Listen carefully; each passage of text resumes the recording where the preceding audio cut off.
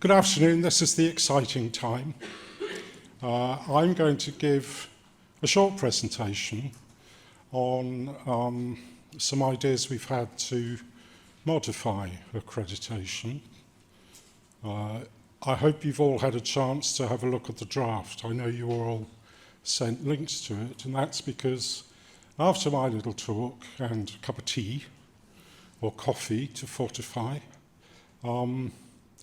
we want you to think about what it is we're doing and feedback your views and comments. And we've got some specific questions. So, for those who don't know, my name is David Coates, and I've been doing this longer than I can remember. So, we review the accreditation criteria about every 5 years. The last time we did it was in the before time. It was about 2019. We made some changes then, which was around creativity, but it wasn't a major change. We were very happy with how it was working. We think the community was very happy with how it developed. Since then, there have been a few minor wording changes. We've added a few bits, especially the EDI statements were added. And there's always room to add degree-specific comments as different sections of the community decide that for their degree there are some key learning outcomes that need to be involved in the accreditation. Since then, of course, a couple of things have happened. There was a minor disturbance in 2020 that changed the way we taught fundamentally and changed the way we assessed in a way that has made us think about assessment in the future. And AI has apparently suddenly appeared. I mean, it's suddenly appeared over the last 10 years, but it's now making a really big impact. So these are things we thought needed a bit of discussion, and we wanted to think about ways in which we could modify, develop, improve, change the way accreditation works, not only to ensure that our own subject is being taught to the best of our abilities, but helping people to keep developing their curriculum. So there's a series of key changes that have taken place in that. From a subgroup that started meeting last year, and we produced the draft version actually about 2 weeks ago. We've changed the order of the criteria.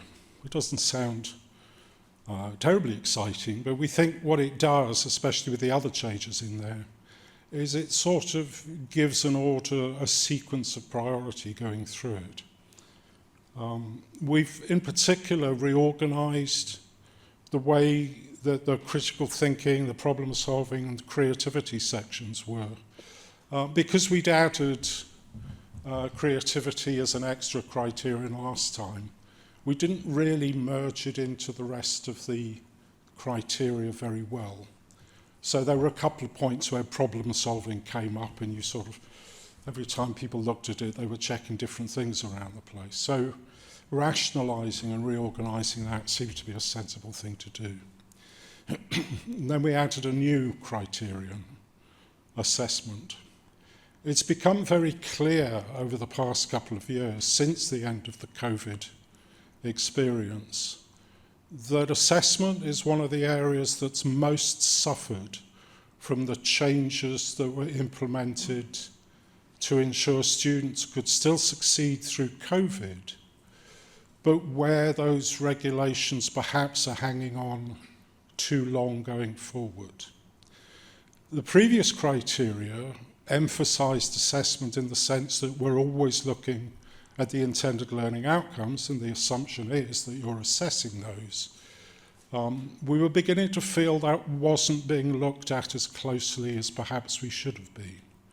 And so we've added a new criterion around assessment, around the way that assessment should be testing students, showing, demonstrating their skills, their knowledge, their understanding much more clearly in our criteria than before.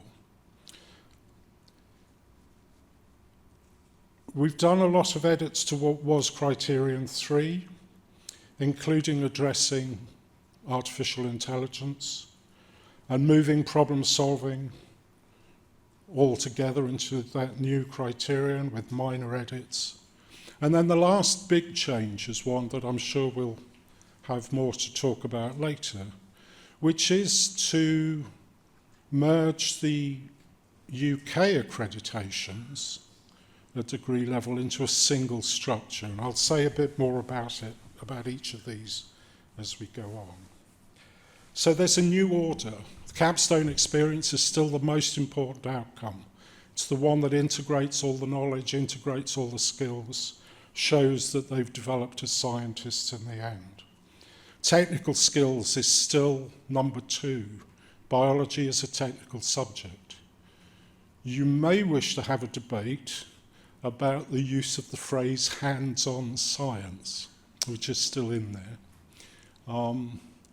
We think it reflects the fact that biology is a hands-on subject, even if those hands are not necessarily yours. It's just a nice shorthand for the subject. Problem solving and creativity, so a merger of what used to be 3 and 6, is next. And then the assessment of student learning. How do you prove all the things in 1, 2, and 3 have been absorbed, understood, built on by the students? Clearly there are transferable skills still in there, but that's where the problems solving was taken out of that, because the transferable skills are more focused on other areas. Maths, stats, chemistry and physics, the underpinning sciences that are needed, specific skills, the biochemistry, physiology, pharmacology, all the others that had very specific learning outcomes. And then this new criterion 8, which is sort of optional, but I'll explain it a bit more. So problem solving, it's just a reorganization. We had several places that talked about problem solving, critical thinking, creativity. It all got a little bit overwhelming. We've reorganized and rewritten that, hopefully to make it clearer, but also to make it easier to achieve around the creativity in particular. Assessment, as I said, we've refocused on because of COVID and because of AI. And we're using this phrase rigorous assessment. It really is about using assessments that test the learning outcomes so that students can demonstrate what they've done and at the level at which they've done it. So there is a discussion in there, not just about achieving the learning outcomes, but excelling at the learning outcomes as well. But it also includes a discussion of reasonable adjustments, which we've been talking about for some time, and we felt it should be in there as guidance. And as you'll see, we'll want you to have a look at that and think about it. Artificial intelligence, there's really not much to say. The debate is often about its use in, or its improper use by students in assessment. But of course, there's the importance of training students in the use of artificial intelligence approaches for their own learning, for their own future careers. And what we really want to see is that universities and departments have taken on board the challenge, both of how you deal with it in assessment, and hence our strong focus on face-to-face examinations, but also how you introduce it to students as a tool that they can use, and indeed as a tool for assessment as well. But we need to understand how you're going to do that.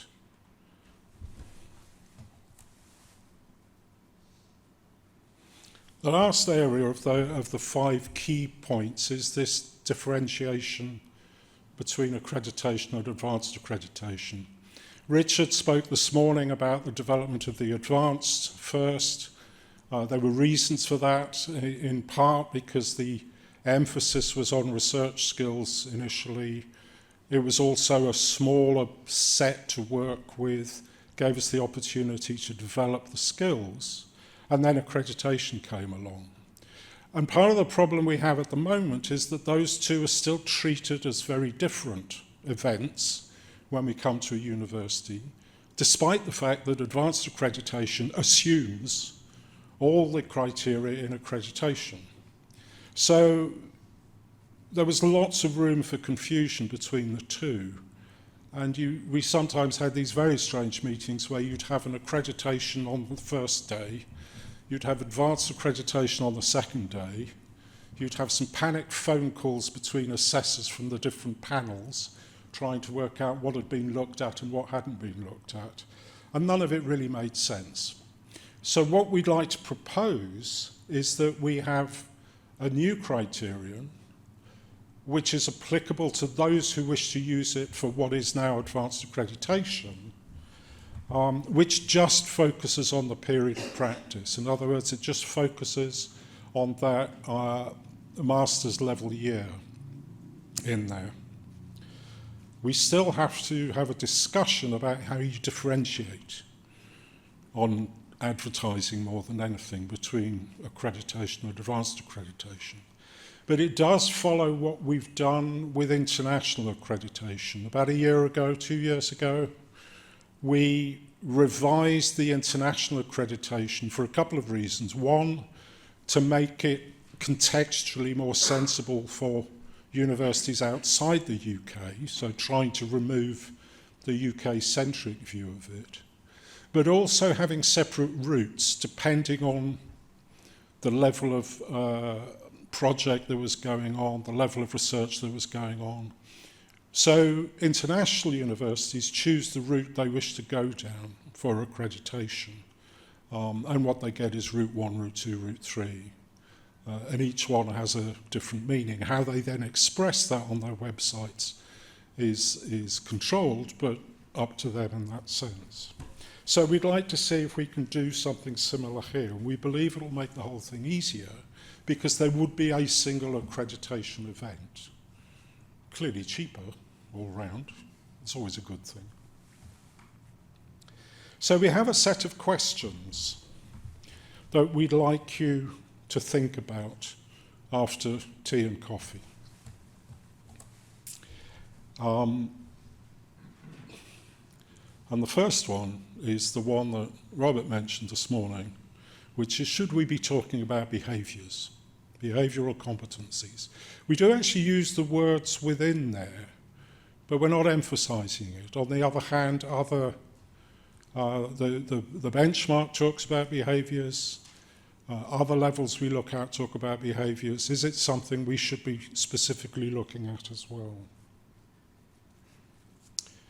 There is the question about in-person examinations. So we believe quite strongly that the best assessments are done when you're talking to the individual, as in vivas or presentations, or overseeing either closed book or open book, but enclosed examination of some kind, so that the student is demonstrating their skills and knowledge, not the one they've picked up outside the classroom in that sense. One of the areas that there's always debate in accreditations, both here and overseas, is teamwork. And we've spent many years trying to convince people that teamwork and group work are two completely different things. Well, not entirely different things, but two different things. And people are understanding of that, but very, very few people assess teamwork. And there's the question that comes to our mind of, should we be directly assessing teamwork? Or is it a generic competency that you can demonstrate through the programme without having to assess it? It's a question there. Next one is about whether you like the reorganisation of critical thinking, creativity, problem solving into a single unified area. Does the reasonable adjustment area make sense? And we have some particular challenges with reasonable adjustments because in other accreditation systems, it's absolutely key that every student can do everything that's on the list. I'm thinking of IBMS more than anything. But in degrees where the outcome is a professional qualification, it's really important that everybody has all the skills and competencies. In biology, it's less important. It's more important that we produce the holistic scientist at the end of it who's got biology in there, which means we're more open to reasonable adjustments of all sorts. And I just want to make sure that we've written that in a way that enables you to give those adjustments to students who need them without weakening the subject as a whole. And the last question that we're going to be asking you about is about the standardisation into a single form of accreditation, but with optional a period of practice criteria on the top.